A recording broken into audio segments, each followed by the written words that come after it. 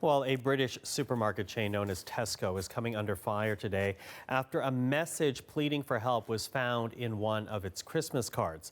Now, the card featured a cat in a Santa hat and it was found by a 6-year-old girl. Inside it was written, quote, "Forced to work against our will. Please help us and notify human rights organization."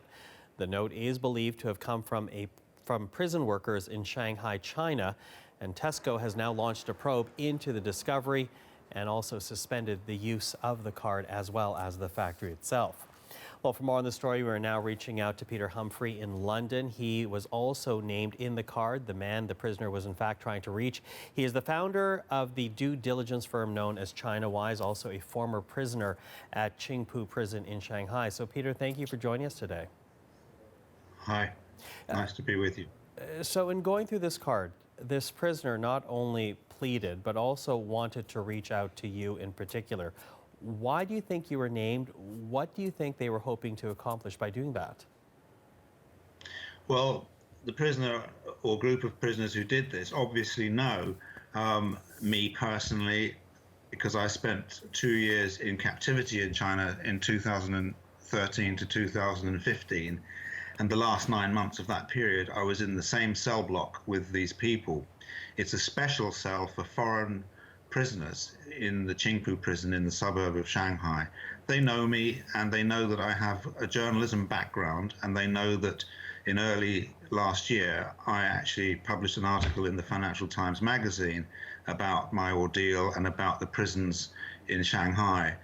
And this is obviously a message in a bottle, hoping that they could reach me and hoping and asking me to take their plea to human rights organizations. And they mentioned the FT as well. So I interpreted that as meaning that I should take it to the media too. So I think what I've done today with this article, using my journalism background, is to bring this message to the world's attention at the most appropriate time, just before Christmas, because it really focuses attention on serious abuse in Chinese prisons. While you were at that prison, were you forced to work against your will? Did you witness forced labor, slavery, in particular for goods that were destined for Western markets? During my time in Qingpu prison, I did not need to participate in labor, because at that time, in 2014-15, it was not compulsory for the foreign prisoners there. That has happened in the last year or so. There's been a change in the regime for these foreign prisoners, which now forces them to work. Now, Chinese prisoners in that prison and in other Chinese prisons all across the country are all forced to work very long hours in manufacturing operations in factories, and some of them are dealing with heavy machinery, which may lead to accidents. But these foreign prisoners are not working in that kind of condition. They're working in a workroom. The tasks they're performing are mostly low-level manual manufacturing tasks, assembling small items by hand, typically with 2 or 3 components involved. In this case, the components are cards and boxes and labels. Another example, which I personally witnessed, was the assembling of packaging components for display racks and so forth. So this work is not work that I was forced to do myself when I was in there. The forcing began over the last year or so, and this is a kind of coercion. It's not that they're being tied to a table and whipped, but they're being coerced into working because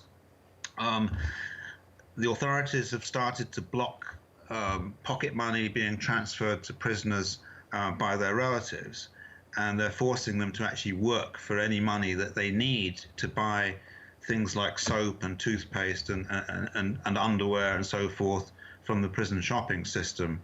They're forcing them to work to get that money. Another thing that's happened to coerce people to work in that unit of the prison is that they've toughened up how they run the merit points system, which enables prisoners to apply for reductions in their sentences. They've toughened this up, and they're making it necessary for prisoners to earn those merit points through manufacturing labor. Mm-hmm. When I was there, it was optional. You could opt if you wanted to study, or you could join a team of inmates who cleaned the corridor or who cleaned the shower house and so forth. But that's changed a lot. The last few years has been very much influenced by the increasingly authoritarian and harsh rule of President Xi Jinping, and that has gone right down through the prison system across China. You know, I want to take a look at a statement here that we're getting from Tesco, again, the British supermarket chain where these cards are being sold. And this is what they had to say in part. Quote, "We abhor the use of prison labor and would never allow it in our supply chain. We were shocked by these allegations and immediately suspended the factory where these cards are produced and launched an investigation." What do you make of that statement, Peter? Well, it's pretty well standard wording for any big brand owner to come out with a statement like this when an incident of this nature happens. But I would just like to say that I really don't believe that Tesco or any other big brand owner like them in that sort of pedigree of company would knowingly or deliberately contract work into a prison in China. They wouldn't do that. And they have a set of rules and procedures. They have boxes to tick on so-called supply chain due diligence. Supply chain due diligence was one of the things that I and my company used to do when we were in business in China. The problem is that Tesco and other companies cannot drill down the supply chain to the very bottom of the supply chain to see where the various bits and pieces of its product are actually being made. They have a contract with one Chinese company, in this case it's a company called Yunguang, and they think that that company is producing their product. And they may have put clauses into their contract forbidding the use of slave labor, child labor, prison labor, and so forth. But they simply cannot drill down to that level of the supply chain. And there is no access allowed into Chinese prisons. So the only information we ever get about this is when a prisoner is released normally, or when a message in a bottle like this appears. So I wouldn't rush to blame Tesco for any kind of immoral or unethical practices. But what can be done then?